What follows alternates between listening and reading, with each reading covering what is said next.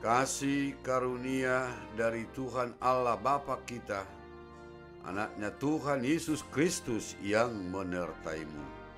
Amin.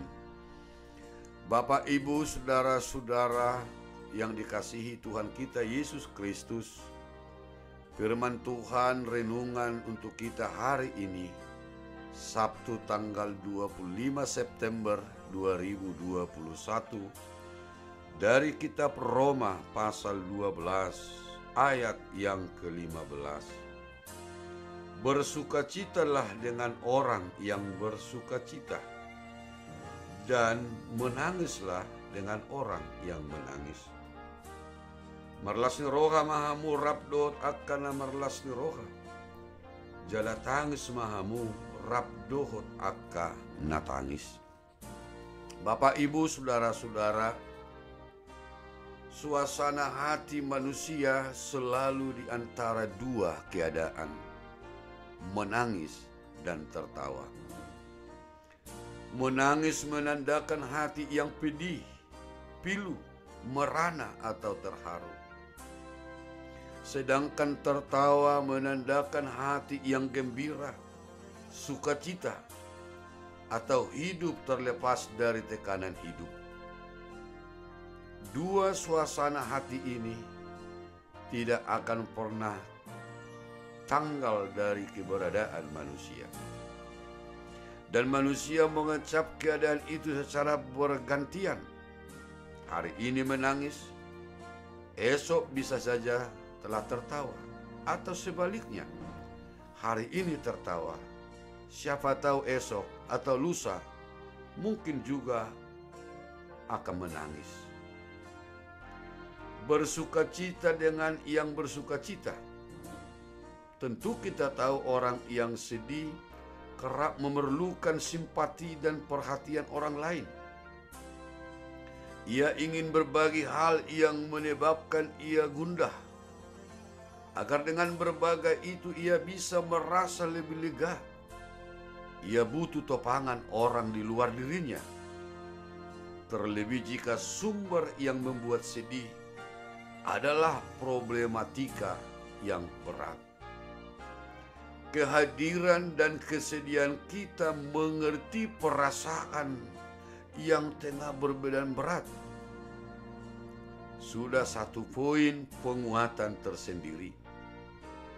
Dan aspek lain yang bisa kita gali dari himbauan firman Allah ini adalah agar kita bisa dipercaya. Dipercaya untuk mengerti dan mendengar curahan hati dan batinnya. Kita harus bisa menjadi orang yang dipercaya. Buat yang di tengah sedih, tentu ia berbagi perasaan dan kesesakan hatinya, tidak kepada sembarangan orang. Bagaimana dengan yang bersukacita? Mengapa kita harus bersukacita pula? Kita pun harus bisa menempatkan diri. Jika dengan yang bersedih kita bersimpati dan berempati, sedangkan dengan yang bergembira kita pun menjadikan kita ikut gembira. Kita memiliki suasana kegembiraan sebagai bagian kebersamaan.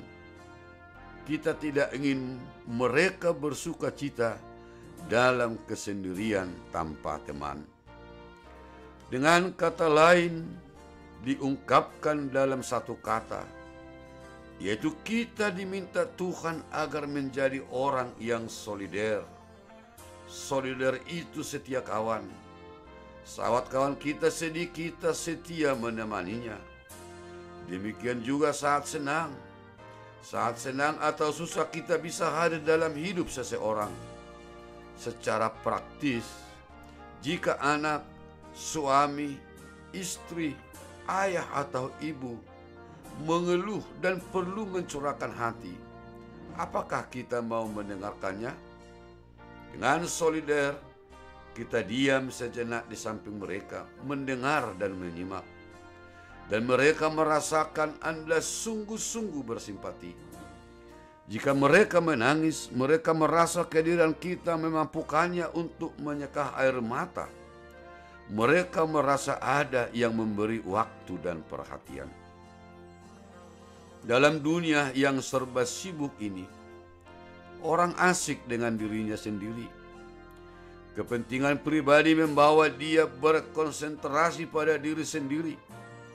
Kita sadar bahwa banyak sekali urusan yang menyedot perhatian kita dan sering sulit dihindarkan. Problema utama orang modern adalah merasa ditinggalkan, merasa ditolak, dan merasa tidak dikasihi.